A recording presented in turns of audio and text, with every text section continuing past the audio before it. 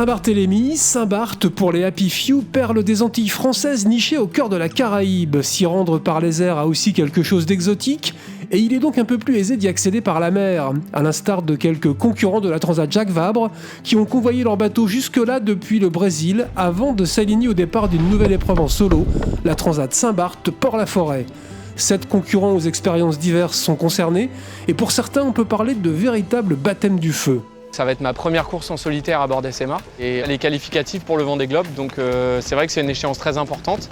De faire une transat en solitaire, je pense que c'est une bonne façon de conclure cette année d'apprentissage. Enfin, en tout cas, moi j'y apporte beaucoup d'intérêt.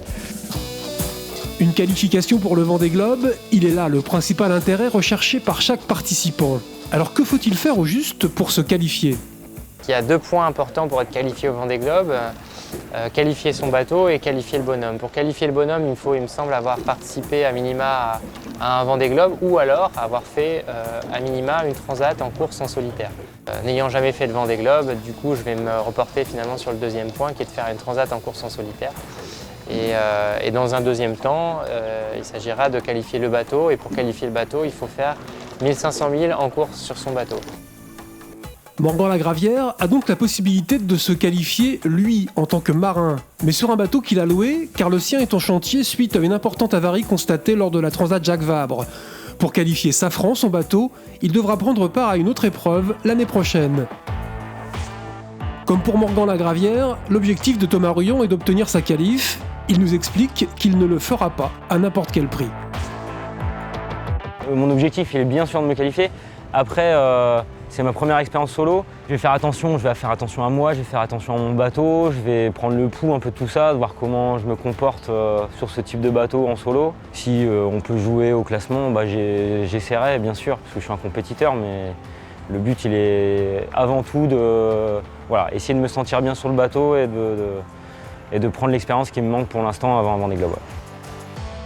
Parmi les engagés aussi, Sébastien Josse et son foiler contraint à l'abandon lors de la Transat Jacques Vabre. Outre sa qualification, le skipper d'Edmond Rothschild va chercher à valider la fiabilité et l'efficacité des appendices du seul bateau de dernière génération présent à Saint-Barth. Selon lui, un épisode crucial à un peu moins d'1 an du Vendée Globe. Rien ne remplace justement ces 1000, ces transats qu'on est en train d'effectuer aujourd'hui.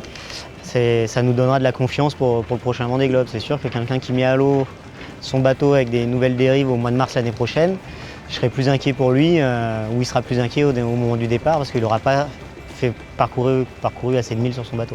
En attendant le 6 novembre 2016, revenons au 6 décembre 2015, jour de départ de la Transat Saint-Barth Port-la-Forêt, dont Jacques Carès expose les caractéristiques. C'est une transat bien engagée puisqu'elle est quand même dans une situation hivernale, donc un départ des Antilles pour revenir sur l'Europe.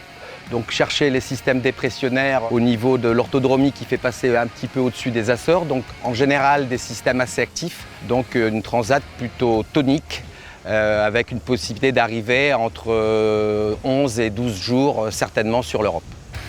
En résumé, un parcours d'ouest en est avec des vents portants soutenus et une mer formée. Autrement dit, un scénario et un exercice intéressant en vue de la navigation dans le Grand Sud lors du prochain Vendée Globe.